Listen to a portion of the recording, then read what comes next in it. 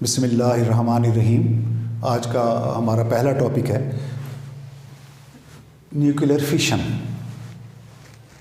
दो साइंसदान हान और स्ट्रैसमैन जब न्यूक्लियस के बारे में तजर्बात कर रहे थे, न्यूक्लियर रिएक्शन के बारे में मुताला कर रहे थे, एक्सपेरिमेंट कर रहे थे, तो उनके सामने एक नई सूरत हाल आई जिसमें यूरेनियम का एटम टूट गया और उसके नतीजे में दो छोटे छोटे न्यूक्लियाई वजूद में आ गए। ये रिएक्शन पहले न्यूक्लियर रिएक्शन से इसलिए मुख्तलिफ था कि इसमें जो नए न्यूक्लियाई बने वो तकरीबन करीब करीब बराबर साइज़ के थे, जबकि जो इससे पहले के रिएक्शन थे उसमें रिएक्टेंट में भी एक बड़ा पार्टिकल एक छोटा पार्टिकल, प्रोडक्ट में भी एक बड़ा न्यूक्लियस बनता था, एक छोटा पार्टिकल बनता था। तो इसमें क्योंकि दरमियानी साइज़ के दो न्यूक्लियाई हासिल हुए, लिहाजा बायोलॉजी की टर्म इस्तेमाल करते हुए इसको फिशन का नाम दिया गया, nuclear fission. When a heavy nuclei like uranium is broken into two nuclei and large amount of energy is released is called nuclear fission। उसको हम न्यूक्लियर फिशन का नाम देंगे। तो जब ये एक्सपेरिमेंट किया गया तो एक तो ख़ास बात यही थी कि अप्रॉक्सीमेटली दो बराबर के साइज़ के न्यूक्लियाई वजूद में आए, और दूसरी बात ये कि इसमें tremendous amount of energy is released, बहुत बड़ी अमाउंट एनर्जी की निकली। तकरीबन एक यूरेनियम के एटम के टूटने से 200 मेगा इलेक्ट्रॉन वोल्ट एनर्जी खारिज हुई। और जैसा हम पहले भी बता चुके हैं कि एनर्जी कहाँ से आई, कुछ यूरेनियम का मैस जो है वो एनर्जी में तब्दील हो गया, तो वो तकरीबन 200 मेगा इलेक्ट्रॉन वोल्ट एनर्जी के बराबर था। और ये जो उन्होंने तजर्बा किया उन्होंने वो देखा कि एक स्लो मूविंग न्यूट्रॉन ने यूरेनियम के एटम को टक्कर मारी और उसके नतीजे में बेरियम और क्रिप्टॉन बन गए, 3 न्यूट्रॉन खारिज हुए और large amount of energy in the form of kinetic energy of barium and krypton and heat is produce, that is equal to Q, that is equal to 200 mega electron volt energy. तो रोक दें। आपने देखा कि इस reaction में barium और krypton को दिखाया गया यूरेनियम के न्यूक्लियाई के टूटने से जो हमें नए एलिमेंट हासिल हुए, लेकिन ज़रूरी नहीं कि हर दफ़ा बेरियम और क्रिप्टॉन ही हासिल हों। मिसाल के तौर पे इक्वेशन नंबर 2 में आप देख रहे हैं कि यूरेनियम के टूटने से स्टेनिक और मोलिब्डेनियम हासिल हुए और यहाँ भी हमें एनर्जी हासिल हुई। इसी तरीके से तीसरी इक्वेशन आप देख रहे हैं कि यूरेनियम में जब फिशन हुई तो हमें ज़ीनान और स्ट्रोंशियम हासिल हुए, 2 न्यूट्रॉन हासिल हुए और अमाउंट ऑफ हीट एनर्जी और kinetic energy that was equal to Q. तो ख़ास बात यही है कि फिशन के नतीजे में जो ये एलिमेंट हासिल हो रहे हैं दे आर मोर स्टेबल, ये पीरियोडिक टेबल के तकरीबन दरमियान में हैं। और आपको बताया गया था कि जो एलिमेंट्स पीरियोडिक टेबल के बीच में हैं उनकी बाइंडिंग एनर्जी ज़्यादा है, वो ज़्यादा स्टेबल है, और जो पीरियोडिक टेबल के आखिर में है जैसे यूरेनियम है, इसकी बाइंडिंग एनर्जी जो है वो कम है और शुरू के एलिमेंट्स की बाइंडिंग एनर्जी भी कम है। तो लिहाजा ये जो आखिर के एलिमेंट हैं इनको एक न्यूट्रॉन जो स्लो मूविंग है वो भी यूरेनियम 235 जिसका एटॉमिक मैस 235 है उसको जाके तोड़ सकता है। अब सवाल कि क्या ये इक्वेशन बैलेंस है? बिल्कुल। जैसे हमने पिछले लेक्चर में आपको बताया कि अगर हम दोनों तरफ के न्यूट्रॉन और प्रोटॉन की तादाद का मुकाबला करें तो प्रोटॉन और न्यूट्रॉन की तादाद जितनी रिएक्टेंट्स में है उतनी ही प्रोडक्ट्स में है। तो सवाल यह है कि एनर्जी फिर कहाँ से आई? तो फिर मैं बात को दोहरा दूँ कि इस पूरे रिएक्शन में कुछ मैस गायब हो गया, इधर रिएक्टेंट का मैस ज़्यादा है और प्रोडक्ट का मास कम है और जो मास गैब हुआ E = mc², आइंस्टाइन की इक्वेशन के मुताबिक वो एनर्जी में तब्दील हो गया। अब अगर हम बाइंडिंग एनर्जी के असूल से देखें तो हम कैलकुलेट कर सकते हैं कि यूरेनियम के एक न्यूक्लियस को टूटने से कितनी एनर्जी निकलेगी। ये जो बेरियम और क्रिप्टॉन हैं, इनकी बाइंडिंग एनर्जी पर न्यूक्लियन तकरीबन 8.5 है और यूरेनियम की बाइंडिंग एनर्जी पर न्यूक्लियन 7.6 है। तो ये डिफरेंस जो है एक न्यूक्लियस के पार्टिकल की वजह से 0.9 मेगा इलेक्ट्रॉन वोल्ट, यानी यूरेनियम के न्यूक्लियस में जो पार्टिकल मौजूद हैं, एक पार्टिकल की वजह से 0.9 मेगा इलेक्ट्रॉन वोल्ट एनर्जी निकल रही है। लेकिन अगर न्यूक्लियस में 235 पार्टिकल हों तो उनके नतीजे में 211.5, इसको 235 को 0.9 से मल्टीप्लाई करें तो 211.5 मेगा इलेक्ट्रॉन वोल्ट, तकरीबन 200 मेगा इलेक्ट्रॉन वोल्ट एक यूरेनियम के एटम के न्यूक्लियस से टूटने से हमें एनर्जी हासिल होगी। अब ज़रा इस पूरे रिएक्शन पे गौर करें तो आप देख रही हैं कि बेरियम और क्रिप्टॉन हमें हासिल हुए और ये दोनों रेडियो एक्टिव भी हैं, इनसे भी रेडिएशन निकलती रहती है। फिर ये 3 न्यूट्रॉन भी खारिज हुए न्यूक्लियस से। ये 3 न्यूट्रॉन बड़े इंपॉर्टेंट हैं क्योंकि आपने देखा कि एक न्यूट्रॉन जो है यूरेनियम के न्यूक्लियस में फिशन पैदा कर सकता है। तो ये जो 3 न्यूट्रॉन हैं, ये 3 न्यूट्रॉन आगे जाकर यूरेनियम के 3 एटमों को, 3 न्यूक्लियाई को तोड़ सकते हैं।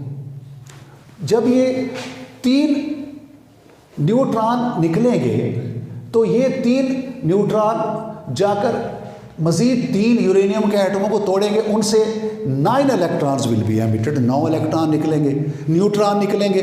वो 9 न्यूट्रॉन जाकर आगे मज़ीद 9 यूरेनियम के न्यूक्लियाई को तोड़ेंगे। लिहाजा पलक झपकते में अरबों खरबों यूरेनियम के न्यूक्लियाई टूटेंगे and tremendous amount of energy is released. तो ये एक चेन रिएक्शन बन जाएगा और ये चेन रिएक्शन से इतनी एनर्जी निकलेगी कि पलक झपकते में ज़मीन या वहाँ पे जहाँ पे ये न्यूक्लियर फिशन चेन रिएक्शन हो रहा है उसका टेम्परेचर कुछ देर के लिए सूरज के टेम्परेचर के करीब पहुँच जाएगा। तो लिहाजा इस तरीके से फिशन चेन रिएक्शन ये एटम बम में इस्तेमाल होता है। अब इसको हम कंट्रोल भी कर सकते हैं न्यूक्लियर चेन रिएक्शन को। आइए ज़रा देखते हैं, ये डायग्राम आपके सामने बनी हुई है कि एक न्यूट्रॉन आया और ये एक ख़ास राड पड़ी हुई है यूरेनियम की। न्यूट्रॉन आया, इसने यूरेनियम के एटम को तोड़ा तो सही न्यूक्लियस को, और उससे न्यूट्रॉन भी निकले, लेकिन क्योंकि इसका साइज़ छोटा था लिहाजा वो न्यूट्रॉन फ़िज़ा में चले गए और ये रिएक्शन जारी ना रह सका। यहाँ पे आप देख रहे हैं दूसरी डायग्राम में कि एक न्यूट्रॉन आ रहा है, इस न्यूट्रॉन ने एक यूरेनियम के एटम को तोड़ा और न्यूट्रॉन पैदा हुए लेकिन वो भी फ़िज़ा में चले गए। यहाँ भी चेन रिएक्शन ने अपने आप को कंटिन्यू नहीं किया। अब ये एक सफ़ियर देख रहे हैं, यूरेनियम एक सफ़ियर की शक्ल में है, एटॉमिक बम की शक्ल भी ऐसी होती है। तो एक न्यूट्रॉन आया, उसने यूरेनियम के एटम को तोड़ा, 3 न्यूट्रॉन निकले, ये 3 न्यूट्रॉन आगे जाके फिर मज़ीद यूरेनियम के एटमों को तोड़ रहे हैं। तो लिहाजा इसमें ये तकरीबन चेन रिएक्शन जारी है। तो सवाल ये है कि चेन रिएक्शन को जारी रखने के लिए कितना मैस होना चाहिए, कितना वॉल्यूम, उसकी शक्ल कैसी उसको दी जाए, तो उसको हम क्रिटिकल मैस या क्रिटिकल वॉल्यूम कहेंगे। लेकिन याद रखें कि हम क्योंकि लेबॉर्ट्री के अलावा हम एटमी बिजली घरों में ऐसा चेन रिएक्शन जारी रखते हैं जो हमारे कंट्रोल में हो, लिहाजा इन 3 न्यूट्रॉन में से जो एक यूरेनियम के एटम से निकलते हैं, 2 न्यूट्रॉन को स्लो कर लिया जाता है, किसी तरीके से रोक लेते हैं और उनमें से सिर्फ एक न्यूट्रॉन को इजाज़त दी जाती है कि को फिशन के रिएक्शन को जारी रखें और उसके लिए भी एक ख़ास मैस की ज़रूरत है। तो वो कम से कम मैस जिसमें एक न्यूट्रॉन का एक यूरेनियम के एटम से निकालने वाले न्यूट्रॉन में से सिर्फ एक न्यूट्रॉन चेन रिएक्शन को जारी रखे, उस कम से कम मैस को हम क्रिटिकल मास कहेंगे। The minimum amount of mass of uranium two continue the chain reaction with one neutron is called critical mess. और उसकी जो हम शक्ल देंगे, जो वॉल्यूम उसका रखा जाएगा, तो चेन रिएक्शन को एक न्यूट्रॉन के ज़रिए जारी रखने के लिए जितना वॉल्यूम, जो शक्ल उसकी होगी, उसको हम नाम देंगे क्रिटिकल वॉल्यूम का। तो सवाल ये है कि एटमी बिजली घरों में हम इन न्यूट्रॉन को कैसे काबू में ले आते हैं। फालतू जो हैं कि सिर्फ एक न्यूट्रॉन अपना काम जारी रखे और दो न्यूट्रॉन जो हैं वो इस काम को स्टॉप कर दें। तो पहले तो उनको हम स्लो करते हैं, मॉडरेटर्स होते हैं उनमें जो न्यूट्रॉन को स्लो करते हैं एटमी बिजली घरों में, तो फिर इनको उसमें से गायब भी कर देते हैं, निकाल लेते हैं। निकालने से मुराद ये है कि उसी एटमी बिजली घर में कैडमियम की रॉड्स होती हैं, वो जहाँ पे यूरेनियम से न्यूट्रॉन निकल रहे होते हैं, उस बर्तन में जिसे कोर कहते हैं, उसमें उन्हें लटका दिया जाता है, डिप कर देते हैं। तो लिहाजा उनमें ये खूबी है कैडमियम की रॉड्स में कि वो न्यूट्रॉन्स को एब्जॉर्ब कर सकती हैं। तो लिहाजा, और ये सारे का सारा रिमोट कंट्रोल है, ऑटोमेटिक सिस्टम है। तो अगर तो यूरेनियम से जो हीट पैदा हो रही है, अगर वो बढ़ रही है, तो वो यूरेनियम के बर्तन में, वेसल में, ये सुलाखों को ज़्यादा गहराई तक डिप कर देते हैं ताकि न्यूट्रॉन को ज़्यादा जज़ब करें। अगर उसका टेम्परेचर कम हो रहा है तो रॉड्स को थोड़ा ऊपर उठा देते हैं ताकि न्यूट्रॉन कम जज़ब हों। लिहाजा एक ख़ास टेम्परेचर मेंटेन किया जाता है न्यूक्लियर रिएक्टर्स में, और उसमें हम ये रॉड्स इस्तेमाल करते हैं ताकि ये रिएक्शन जो है ये कंट्रोल रहे। इसके साथ ही ये आर्टिकल ख़त्म हुआ। आज हमारा नेक्स्ट टॉपिक है फ्यूजन रिएक्शन। आपने पिछले आर्टिकल में देखा कि फिशन में हैवी एलिमेंट टूटते हैं और वो एलिमेंट वजूद में आते हैं जो कि पीरियोडिक टेबल के सेंटर में हैं और जिनकी बाइंडिंग एनर्जी ज़्यादा है। यानी हम इस रिज़ल्ट पे पहुँचे कि अनस्टेबल एलिमेंट अगर हैवी हैं, उनके टूटने से बीच वाले एलिमेंट बनेंगे। और ये भी आपने देखा mass defect and binding energy में कि पीरियोडिक टेबल के शुरू के जो एलिमेंट हैं, ख़ास तौर पे हाइड्रोजन है, उसकी तो बाइंडिंग एनर्जी ही ज़ीरो है, उसका मास डिफेक्ट भी ज़ीरो है क्योंकि एक प्रोटॉन है। तो वो शुरू के एलिमेंट अगर जुड़ें तो उनके जुड़ने से जो बड़े एलिमेंट बनेंगे वो ज़्यादा स्टेबल होंगे, उनकी बाइंडिंग एनर्जी ज़्यादा होगी। तो ऐसा अमल जिसमें हल्के एटम जस्ट लाइक हाइड्रोजन जुड़े, उससे ड्यूटेरियम बने, ट्रिटियम बने या हीलियम बने, तो इस प्रोसेस को फ्यूजन रिएक्शन कहा जाता है। और इसमें large amount of energy is released when two light nuclei are fused together and a heavy nuclei is created, is produced, then this phenomenon is known as fusion reaction। अब आपने देखा कि fission में एक न्यूट्रॉन यूरेनियम के atom को तोड़ सकता है। न्यूट्रॉन पे कोई चार्ज नहीं है, लिहाजा वो बड़ी आसानी से जाकर यूरेनियम के एटम को तोड़ देगा, उसके न्यूक्लियस में दाखिल हो जाएगा और हमें इसमें कोई अपनी तरफ से मेहनत नहीं करनी पड़ेगी। ये रिएक्शन खुद ब खुद भी हो सकता है। फ़िज़ा में बहुत से न्यूट्रॉन है, यूरेनियम कहीं पे कमरे में रख दें तो वो फ़िज़ा में से न्यूट्रॉन आके यूरेनियम के एटमों को तोड़ सकते हैं, फ़िज़ा वाले न्यूट्रॉन। लेकिन फ्यूजन रिएक्शन में न्यूक्लियस और न्यूक्लियस ने जुड़ना है। मैं पहले भी कह चुका हूँ कि जो न्यूक्लियर रिएक्शन में, इसमें इलेक्ट्रॉन की कोई अहमियत नहीं है, इलेक्ट्रॉन इसमें कोई हिस्सा नहीं लेते। न्यूक्लियस आपस में जुड़ते हैं, न्यूक्लियस आपस में टकराते हैं। तो जब न्यूक्लियाई को हम करीब लाएंगे, दो न्यूक्लियाई को, तो दोनों पे पॉजिटिव चार्ज है और एक जैसा चार्ज रिपेल करता है। तो लिहाजा ये फ्यूवन जो होगी ये खुद ब खुद नहीं होगी। इसके लिए हमें उन पे काम करना पड़ेगा, उन्हें एनर्जी देनी पड़ेगी।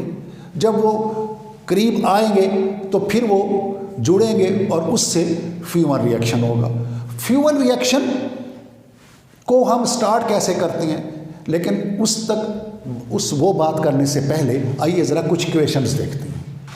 फ्यूवन के प्रोसेस को समझाने के लिए आप देखें कि ये हाइड्रोजन या प्रोटॉन है, ये ड्यूट्रियम है, और इनके मिलने से ये इनसे बड़ा एटम बन गया, बड़ा न्यूक्लियस वजूद में आ गया, हीलियम बन गई, अल्फा पार्टिकल बन गया।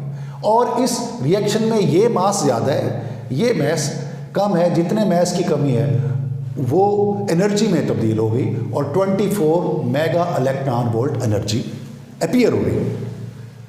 लेकिन अमूमन जब एक प्रोटॉन या ड्यूट्रॉन मिले या ड्यूट्रियम मिले तो एक या तो प्रोटॉन बन जाता है या एक न्यूट्रॉन खारिज होता है। जैसे आप इक्वेशन नंबर 2 या 3 में देख रहे हैं कि ड्यूट्रियम मिल रही है, ड्यूट्रियम मिल रही है, इसमें यहाँ पे ट्रिटियम बन गया और एक प्रोटॉन खारिज हुआ और 4 मेगा इलेक्ट्रॉन वोल्ट एनर्जी यहाँ पे खारिज हुई। इसी तरीके से दूसरे रिएक्शन में जहाँ पे हीलियम का आइसोटोप बन गया है, एक न्यूट्रॉन निकला और 3.3 मेगा इलेक्ट्रॉन वोल्ट एनर्जी खारिज हुई।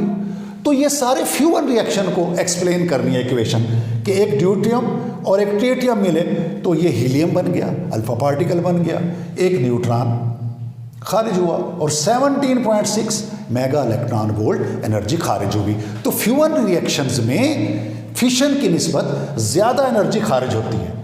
अब सवाल ये है कि हम जब इसको रिएक्शन को शुरू करते हैं फ्यूवन को तो मुश्किल पेश आई क्योंकि न्यूक्लियर रिपेल करते हैं। अब उसकी रिपल्शन पे कैसे काबू पाएं ताकि वो आपस में आके जुड़ जाएं न्यूक्लियाई। तो उसके लिए 2 तरीके हैं। एक तो हम लेबॉर्ट्री में है कि सामने एक न्यूक्लियस को रखते हैं, दूसरे न्यूक्लियस को बड़े एक्सेलरेटर के ज़रिए बहुत ज़्यादा वेलोसिटी देकर उससे टकरा देते हैं और वो जुड़ जाते हैं। वो जो रिपल्शन है उस पर वो काबू पा लेते हैं काइनेटिक एनर्जी की बुनियाद। लेकिन ये तो छोटे पैमाने पे है। अगर बड़े पैमाने पे करना हो तो हम देखते हैं कि अगर काइनेटिक एनर्जी बहुत ज़्यादा हो न्यूक्लियाई की, एटमों की, तो वो काइनेटिक एनर्जी की वजह से वेलोसिटी होगी और वेलोसिटी उनकी इतनी हो जाती है कि फिर वो न्यूक्लियर आपस में जुड़ जाती हैं। तो इतनी काइनेटिक एनर्जी हासिल करने के लिए कम से कम 10 million degree Celsius, 10 million degree centigrade temperature हमें चाहिए। तो अब ये खासा मुश्किल काम है इतना टेम्परेचर हासिल करना लेबॉर्ट्री के अंदर या कंट्रोल करना। तो ये जो टेम्परेचर है, इतना टेम्परेचर हम फिर फिशन से हासिल कर सकते हैं। तो लिहाजा अगर हमने कहीं पे फ्यूवन करनी हो तो पहले फिशन करनी पड़ेगी और ये फिर लेबॉर्ट्री में तो हो नहीं सकती। तो ये तजर्बा किया गया हाइड्रोजन बम में। हाइड्रोजन बम अभी किसी मुल्क पे नहीं चलाया गया और अल्लाह करे ऐसा कभी ना हो, क्योंकि ये बड़ा ख़तरनाक है। क्योंकि हाइड्रोजन बम में फिशन भी है, फ्यूवन भी है। हाइड्रोजन बम में दरमियान में हाइड्रोजन रख दी जाती है और चारों तरफ यूरेनियम का कवर चढ़ा दिया जाता है। तो जब ये हाइड्रोजन बम चलता है तो पहले फिशन होती है, पहले एटम बम चलता है और उस फिशन से इतना टेम्परेचर पैदा होता है जो तकरीबन 10 मिलियन डिग्री सेंटीग्रेड के बराबर है। उसकी वजह से फिर ये हाइड्रोजन फ्यूज़ हो जाती है और हाइड्रोजन फ्यूज़ होकर फिर ये फ्यूवन रिएक्शन होता है। उससे फिर tremendous amount of energy is released. अब सवाल ये है कि क्या इसको कंट्रोल किया गया है, कर सकते हैं जैसे हमने फिशन को कंट्रोल किया? तो इसका जवाब है कि अभी इसके कंट्रोल करने के लिए फ्यूवन को कोई हम पूरी तरह तिजारती तौर पे कामयाब नहीं हुए, क्योंकि इब्तदाई टेम्परेचर इसका इतना है स्टार्ट करने के लिए जो कहीं लेबॉर्ट्री में या किसी कारखाने में, किसी बिजली घर में मुमकिन नहीं है। लेकिन फिर भी इस बारे में कोशिशें जारी हैं और लेज़र के ज़रिए कोशिश की जा रही है कि ये फ्यूवन रिएक्शन को कहीं स्टार्ट करके पूरा मन मकासद के लिए इस्तेमाल करें। इससे हम फ्यूअल रिएक्टर बनाएं, ऐसे बिजली घर बनाएं जिसमें फ्यूअल हो रही हो। लेकिन अभी कोई मुल्क तजर्बाती तौर पे तो काम हो रहे हैं, लेकिन कमर्शियली कोई मुल्क भी इस हद तक कामयाब नहीं हुआ कि वो फ्यूअल रिएक्टर बना सके। अब ज़रा आ जाएं सितारों की तरफ, सूरज की तरफ। तो ये जो सितारे हैं और ये सारे सितारे सूरज हैं, तो हमारे सूरज में भी जो इतना टेम्परेचर है, तो लकड़ियाँ तो जल नहीं रही वहाँ पे, तो वहाँ पे बहुत बड़ी मिकदार में हाइड्रोजन मौजूद है, प्रोटॉन की सूरत में मौजूद है, और वहाँ पे फ्यूअल का रिएक्शन हो रहा है। और फ्यूअल के रिएक्शन की वजह से जो बीच का हिस्सा है उसका, सूरज का कोर, उसका टेम्परेचर 20 मिलियन डिग्री सेल्सियस है, 20 मिलियन डिग्री सेंटीग्रेड है, और बाहर का ऊपर के हिस्से का उसका जो टेम्परेचर है वो 6000 डिग्री सेंटीग्रेड है। तो वहाँ पे सूरज में बड़ी मिकदार में हाइड्रोजन या प्रोटॉन मौजूद हैं, वो जुड़ते हैं, और उनके जुड़ने से फिर ड्यूट्रॉन बन रहा है और हीलियम बन रही है। तो इस बारे में जो साइंसदानों का ख्याल है, जिसको हम प्रोटॉन साइकिल कहते हैं, उस पर ज़्यादा साइंसदान मुत्तफिक हैं कि सूरज में 2 प्रोटॉन मिले और एक ड्यूट्रियम बन गया। ये रिएक्शन 2 दफ़ा हुआ, 2 प्रोटॉन मिले, ड्यूट्रियम मिला, फिर 2 प्रोटॉन मिले, इस तरह की 2 ड्यूट्रियम हासिल हुई। ये ट्वाइस लिखा हुआ है, और इसमें एनर्जी भी खारिज हुई। फिर ये जो ड्यूट्रियम था, ये एक प्रोटॉन से मिला और He2 बन गया, और क्योंकि हमने कहा कि ये 2 दफ़ा हुआ है, H12 एक और मिला, तो He2 बन गया ट्वाइस, यानी ये रिएक्शन 2 दफ़ा हुआ। यहाँ 4 प्रोटॉन हिस्सा लिया उन्होंने, और ये भी 2 दफ़ा हुआ है, इसमें भी 2 प्रोटॉन ने हिस्सा लिया। तो 6 प्रोटॉन के मिलने से हमें हीलियम के 2 आइसोटोप्स हासिल हो गए।